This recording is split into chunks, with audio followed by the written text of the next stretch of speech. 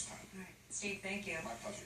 As we've mentioned, we have two very special guests with us this morning to talk about the Fed stimulus, the markets, next move, and much more. Jimmy Dunn, who is Sandler O'Neill's managing principal, joins us on a very special day for the firm. And the firm is celebrating its 25th anniversary. And Jimmy, congratulations. Thanks for being here. Delighted to be with you all. We're going to talk about that in just a bit, but also joining us this morning is Stanley Druckenmiller. He is the former chairman at Duquesne Capital Management. And gentlemen, you've heard what we think about this whole thing. What can you tell us about what the Fed did yesterday and what you think? Well, I'll be brief and then we'll let Stan handle it. I think it says that the bank feels that the economy is much worse than we ever imagined. I'm shocked that 52% of people said that they weren't. That surprised me. I really don't believe that number. But, we need an independent, strong, courageous person to come in there. And I don't think we're going to get it in Janet Yellen. I think we're going to get more of the same. So I think they view the economy as much worse. They must know more than we do. I don't understand it. Did you think Larry Summers was that person who was going to be different? I think Summers, I think he would have been better. I don't think there's a guy with a disposition or personality that's less suited for the college life or political life. Yeah. So he should run a private equity firm.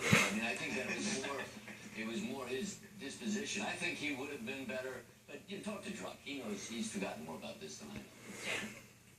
Well, I was surprised to hear Steve not mention the term financial conditions, because Bernanke didn't specifically open with interest rates. He opened with financial conditions. And it's my understanding, last time I checked, the stock market's at an all-time high, and it's up, 200%, whatever the amount, it's up over a number of years.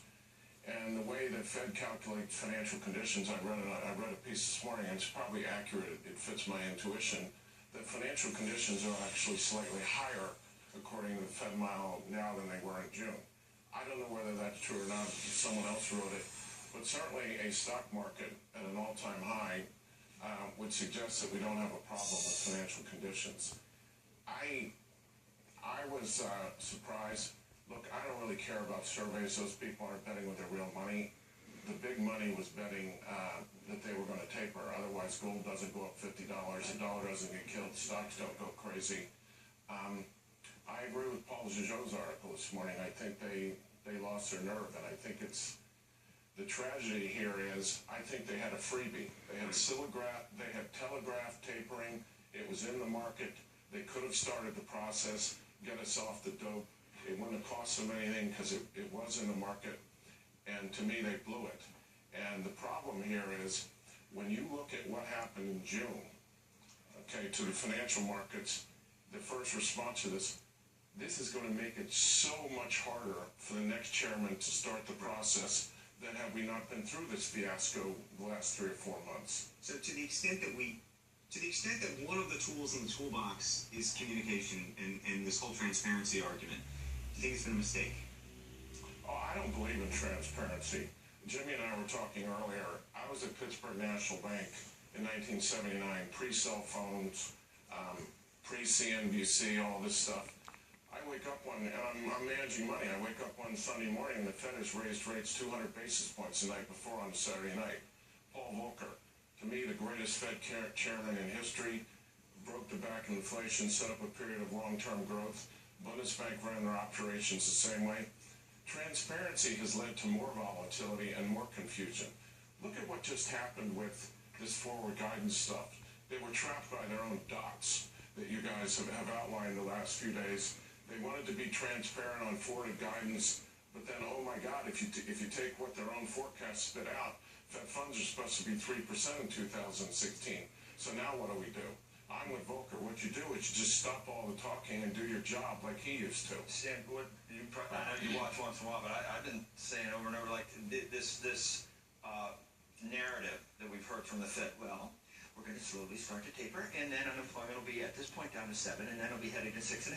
GDP by then should be 3 to 3.5, and it's this beautiful little story. But we've had a 5-year recovery already. There's no way they know the future about whether it's going to go as planned, which is going to allow them to exit. And my biggest fear was that the economy doesn't cooperate, because it hasn't. You saw the previous forecasts are nowhere near where GDP is supposed to be. So how do they ever get out if the economy? What if it doesn't? What if we get an uptick in unemployment, or what if they can never justify getting out based on the economic fundamentals. Do we need $85 billion a month forever?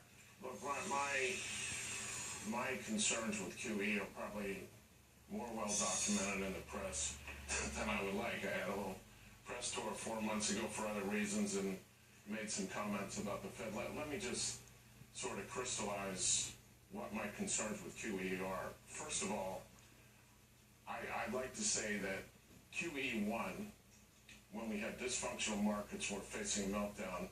I thought Chairman Bernanke, what he did was creative, what he did was courageous, one of the boldest, more effective moves in the history of the Fed, and I can't think, given the intellectual capacity, where he came from, I can't think of a better man and a better American to do the job he did with QE1. So let me first of all say, I think Chairman Bernanke's been a great public servant, and what he did with QE1 was just phenomenal. Having said that, I believe QE is an extraordinary measure that should be used extraordinary time. Dysfunctional markets, potential meltdown. And I didn't even agree with QE2, but as you pointed out, Joe, we are 5 years into recovery. The stock market has gone up and up and up. We're not talking about zero interest rates here. We're talking about $85 billion a month.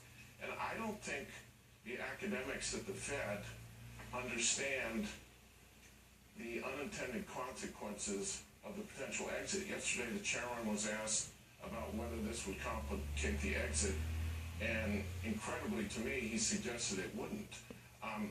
Can you possibly say what went on in June, where they hinted that maybe if the economy is strong for 3 months, maybe we might do a little taper? You saw what created. Can they possibly think by adding $85 billion a month to their balance sheet, and frankly, to investors' balance sheet, I want to make this point, the exit is not going to be harder. And on the two balance sheets, everyone focuses on the Fed's balance sheet, $3 trillion, and the problems that creates. Don't forget there's another balance sheet, and then that's the balance sheet of us in the market that sold in the bonds and were forced into the risk assets they're so desperate to have us in. We have been forced into prices of securities at subsidized prices, and when those subsidies are removed, whenever that is going to be at some time in the futures, those prices will adjust as shown in June, and they will adjust immediately, and they will do it on no volume. I had an old boss in Pittsburgh who we talked with stock manipulation. It takes hundreds and hundreds of $1 million to prop the stock up. The minute the earnings report comes out, all that money is wasted because it reprices. This wealth effect they've been using to prop this stuff up, once that's removed, you go down on no volume, you reprice, and I will bet from beginning to the exit, the wealth effect of QE will have been negative, not positive, negative. Explain this to me then. Yesterday, and it looks like today, the market will be up. I don't know if it'll end up, but clearly up. Should bad news be bad news? And if you think that the Fed, this is really bad news, and is this just a short-term pop in the next week or two? Investors Oh, no, it's not a short-term pop. First of all, as a practitioner in markets, I love this stuff. Okay, this is fantastic. It's fantastic for every rich person. This is the biggest redistribution of wealth from the middle class and the poor to the rich ever. Who owns assets? The rich, the billionaires. You think Warren Buffett hates this stuff? You think I hate this stuff? I had a very good day yesterday, okay? So, anybody who thinks that Friday we get Summers is out, okay?